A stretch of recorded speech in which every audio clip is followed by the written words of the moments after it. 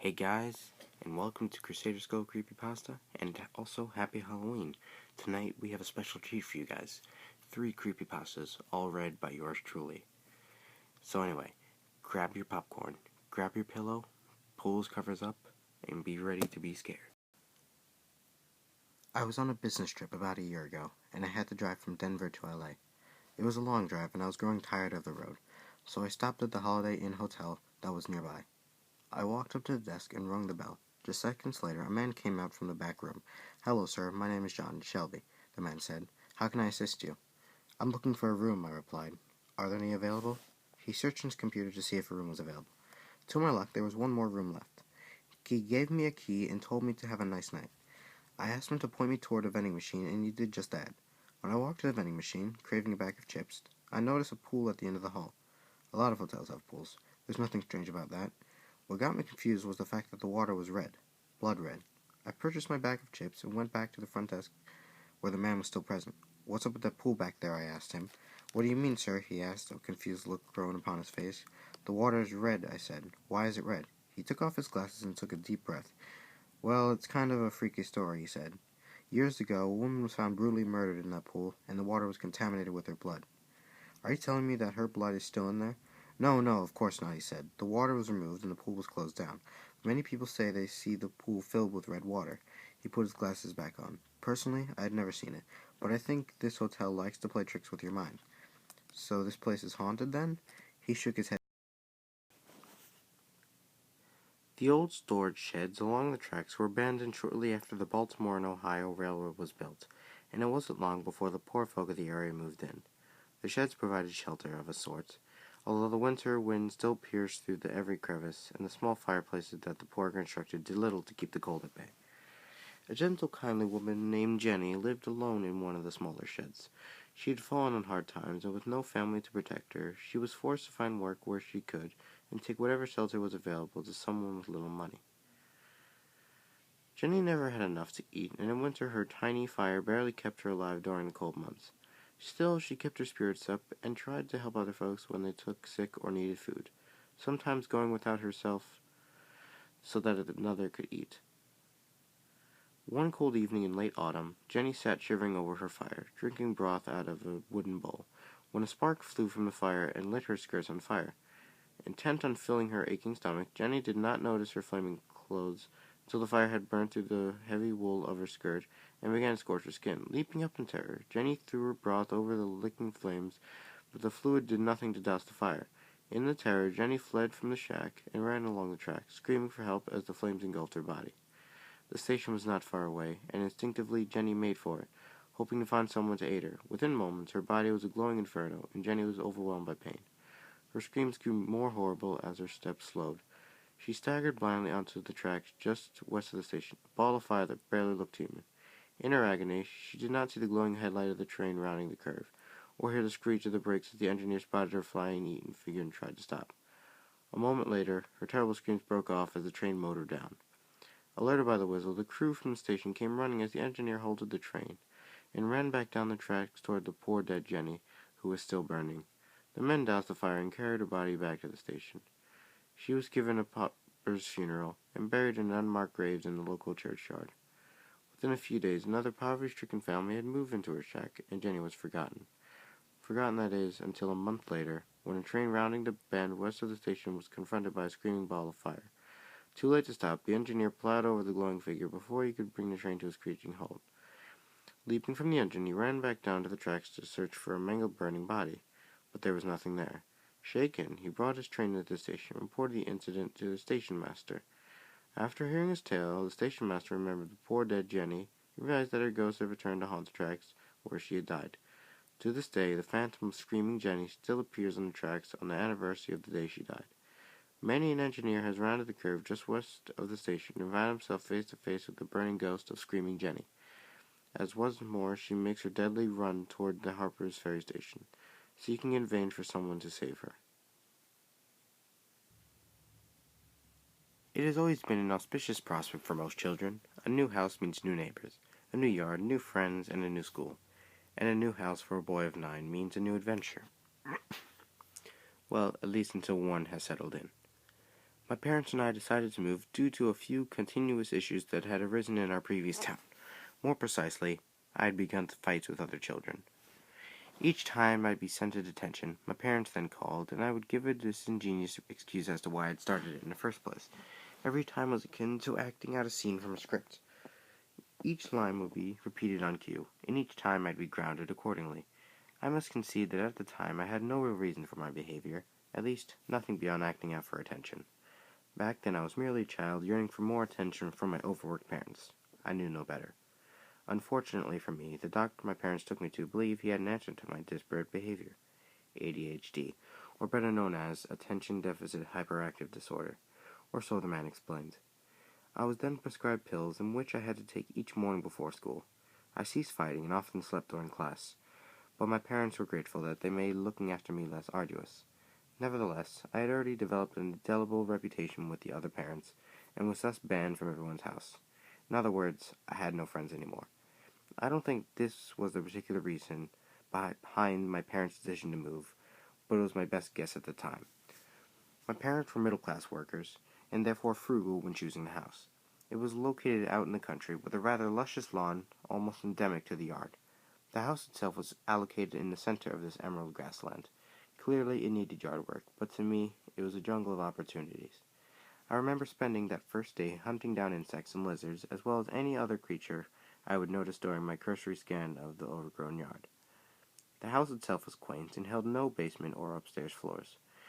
I had at least hoped for an attic, but was left despondent when I realized it was nothing more than a small, insipid abode. Our beds didn't arrive for a few days, so until then I slept in my parents' room. I must admit that I missed those innocuous nights. They were the only calm ones I had back then. It wasn't until a few nights after my bed arrived that I noticed the erratic sounds. They began quietly at first, and I was able to ignore this enigma for the time being. I imagined it to be some creature living within the walls, perhaps a lizard or squirrel. It didn't take long for them to become difficult to ignore, however. The sounds became thumps, and on occasion I could swear I heard someone mumbling. With no reason to believe this enigma to be malevolent, I continued to ignore them up until the footsteps. At this point my room was still void beyond a single twin-sized bed, the head of which leaned against the wall. The source of the steps seemed to originate at the far wall opposite of me. I remember huddling in my bed, uncertain of how I should handle this imbroglio. The footsteps were getting closer, and seemed to be directed towards me, yet no other being was revealed as the culprit. The thought of this invisible entity somehow taking hold of me was enough to find my voice. The sound ceased as soon as my parents burst into the room. I promptly explained the noises, and was about to mention the footsteps before they interrupted me. They blamed it on my lavish imagination, said it was all in my head, and repeated this in order to lull me into a sense of security.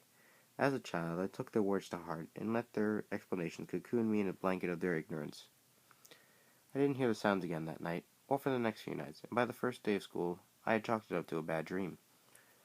I promptly took my morning pill, and made my way to the bus stop. At the corner by the end of the road, I met my first friend, Tommy Sears. He was cool, and welcomed me to the neighborhood. We sat next to each other on the bus, and he introduced me to a few other kids. All in all, it was a great first day. Once I got dropped off, I asked where he lived in case we'd be able to play over the weekend. He pointed up the road to the right of where my new house was. His home was at least a mile away from my own, the view barred by the scattered plots of trees that littered the pastures and valleys.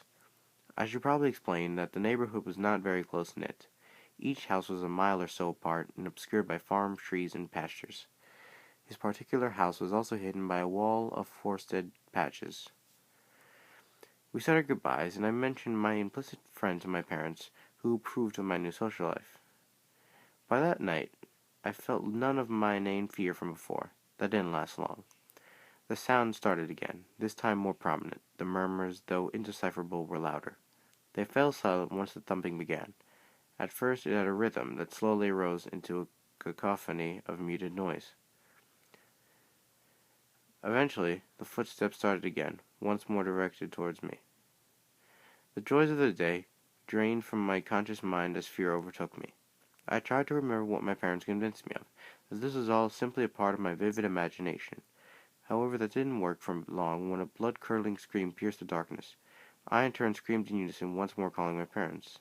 Silence fell, It was as though my parents' presence was enough to scare whatever it was away. I was explicit this time, recounting every sound I heard since the first night. However, my insufferable parents refused to listen. Once more they tried to coo lies of ignorance. Once more they ignored my pleas. Our conversation turned tumultuous. Eventually they threatened to ground me and left me alone in the darkness of my room. It was at that moment I had an epiphany.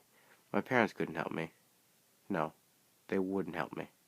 The next day at school I confided in my new friend. I didn't originally plan to go into the strict detail, and began with a vague description of the sounds, ending my explanation with, "But could have been a squirrel or something living in the walls. We did just move in after all." I expected him to make fun of me, possibly agree with the animal theory. Instead he looked serious. "That's exactly what the last kid was talking about," Tom mumbled. "Who?" I asked, excited to elicit a possible explanation, yet fearful of what he might say. Tom faced me in what looked like fear in his eyes. "I heard about a boy who used to live in that house years ago. He disappeared and his parents ended up moving away with his sister. Up until then, everyone said he complained about footsteps in his room." "Only in his room?" "According to my sister, his room was the one on the opposite side of the house from the living room. She said she'd been there before when the county was renovating it." My blood ran cold. He was talking about my room. I was afraid, but continued to question him for the rest of the lunch hour. By the time I arrived home, I had come to a revelation. A family of 4 had lived in the house just before use. Their son used to have the same room as mine, and complained about footsteps every night before he disappeared. Before that, people in town speculated that the house was haunted by the first owners, who had been brutally murdered in that room one night. Naturally, I asked my parents, but they merely shrugged it off and refused to look into the matter. It was frustrating, yet understandable. They never even bothered to watch television, let alone look into local rumors. A few nights after the sounds started again, they seemed rather irresistible this time. I was frightened, but as I lay there in my bed, prepared for the footsteps I had come to expect, I resolved myself to not include my parents. Just as expected, the footsteps started. As they reached my bed once more, I braced myself for some unknown force. Instead, I heard another scream. This one was just as blood-curdling as the first time, yet higher-pitched and guttural. I covered my ears to block it out, but it did little help. Then suddenly, it stopped, as it were cut short. I listened intently for any further sounds, but none came for the rest of the night. After that experience, I came to learn that this could not just cause harm. Rather, it was just there to frighten me. After a month, I became immune to the sounds. I got a fan to drown out the quieter ones, and would no longer bolt up in my bed at the screams. As expected, my parents never heard any of it. Another month, and I had developed a bond with Tom. He and I would explore the fields, trade scary stories, and make theories about what the ghost wanted from me. He seemed intrigued by the supernatural, and showed me what he called the ghost truck at the edge of a nearby pasture.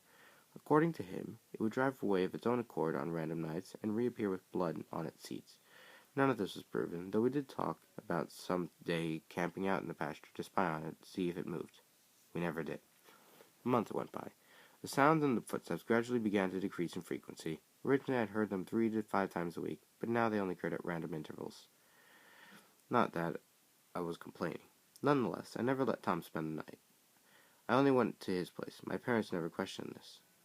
After a year, the sounds stopped altogether, and my parents had finally saved up enough money so that they could opt to buy a new house. Needless to say, I was relieved. We ended up moving into the other end of town. I'd have to ascertain a ride from Tom's parents in order to visit him outside of school from now on, but that was fine by me. Years have passed, and I've all but forgotten about that room. Tom and I still get in touch. We're currently both attending the same high school, and every now and then drift back onto the subject of the supernatural. I plan on getting my own apartment once I'm old enough, and have taken an interest in cars, television, and girls. You may be wondering why I've bothered to tell any of you this. Well, there's a reason. About a month ago, the house was being prepped for another renovation.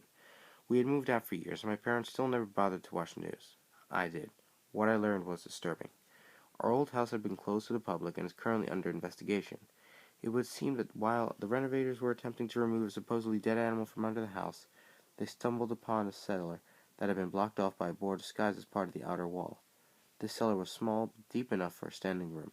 Inside, they found butcher knives, axes, hooks, gags, and a mass quantity of blood. Upon further investigation, I discovered that around the time I was living in the house, there had been a large number of missing children from the nearby counties. The missing children reports went back to before I ever moved in, and included a young boy around the same age who had once lived there. Naturally, I wanted to look further into this and asked Tom what he learned. Aside from the fact that the ghost truck had been missing ever since the sounds in that room ceased, I learned something even more frightening. The small cellar had been located just under my room.